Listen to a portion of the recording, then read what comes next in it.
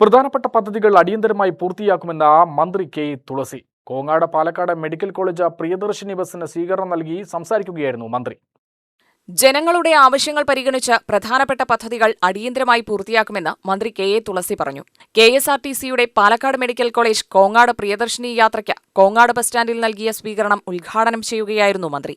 സർക്കാർ പ്രഖ്യാപിച്ച 100 ദിന കർമ്മ പദ്ധതികൾക്ക് അതീവ പ്രാധാന്യം നൽകി സമയബന്ധിതമായാണ് നടപ്പിലാക്കുന്നത്.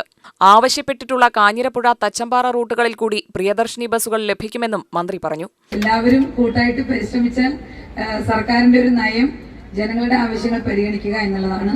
നമ്മൾ മെയ് 18-ാം തീയതി സത്യപ്രതിജ്ഞ ചെയ്ത അധികാരമേറിയ UDF സർക്കാരിന്റെ പൊതുവായിട്ടുള്ള നയം.